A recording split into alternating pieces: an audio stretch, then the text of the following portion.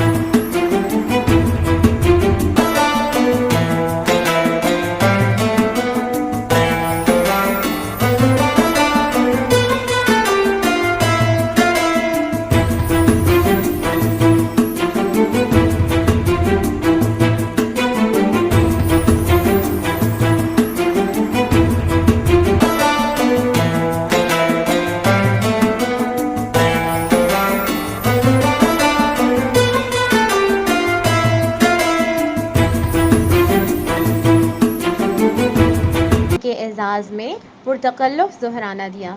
दावत में चौधरी मोहम्मद रमज़ान, चौधरी मोहम्मद अरशाद, चौधरी रासिब खान, चौधरी बशारत, चौधरी जुल्फ़िकार, चौधरी वहीद, चौधरी खालिद मुनीर, चौधरी शफ़ीक और राजा अब्दुल अज़ीज़, राजा ज़हूर, राजा मुनीब एडवोकेट, राजा उमर एडवोकेट और तमाम अहले ख़ानदान शरीक हुए और मिलकर ईद मनाई।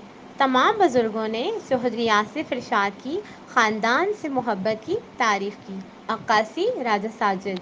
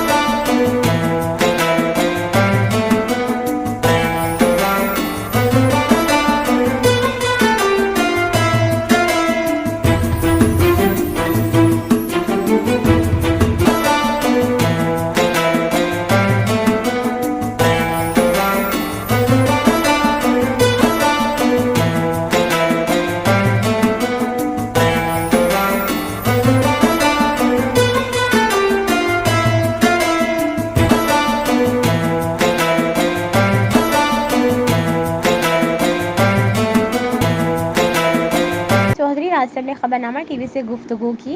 औज़ुबिल्लाहिमिनश्शैतानिर्रजीम बिस्मिल्लाहिर्रहमानिर्रहीम। मैं सरपरस्त आला पखड़ाल मनास राजपूत कबीले का आज हमारे अपने गांव में अपनी पुरानी रवायत के मुताबिक हम सारे ऐसे इवेंट पे ईद उल फितर पे सारे अपने गांव में इकट्ठे होते हैं, सारी फैमिली, और जिसमें सारे भाई हैं, कज़न हैं, भतीजे भांजे सब यहाँ पे मौजूद हैं। तो हम इस खुशी के मौके में सब हम इकट्ठे होते हैं।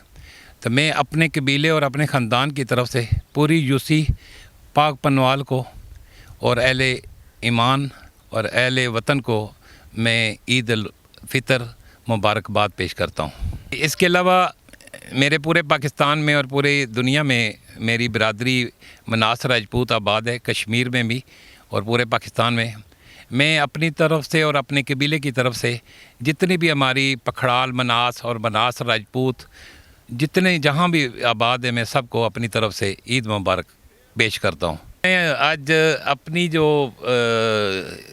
यूथ है हमारी, अपनी छोटे भतीजे भांजे, मैं इनको भी आज स्पेशल मुबारकबाद पेश करता हूँ कि आज का जो भी इंतज़ामात है उसकी सरबराही जनाब चौधरी आसफ़ अरशाद कर रहे हैं और उसकी सारी टीम ने आज माशाल्लाह पूरी फैमिली को बड़े मनज़्ज़म तरीके से जनाब इन्होंने आज खाने का बंदोबस्त किया है। मैं जितनी भी अपने छोटे बच्चे हैं उन सबको खराज तहसीन पेश करता हूँ। मुस्लिम लीग नून के सीनियर रहनुमा चौधरी खालिद मुनीर ने कहा, हस्ब रवायत हर दफ़ा ईद पे सारे इकट्ठे होते हैं, तो इस दफ़ा भी हम सारे ईद पे इकट्ठे थे, तो हमने तमाम लोगों ने बड़ा इंजॉय किया है बैठ के, सब फैमिली ने। और मेरी तरफ से पूरी यूसी 16 पाक बनवाल को, अहले वतन को ईद मुबारक। सियासी और समाजी शख्सियत चौधरी वहीद ने ईद का पैगाम दिया। बिस्मिल्लाहिर्रहमानिर्रहीम। मेरी तरफ से अहले वतन सबको ईद मुबारक।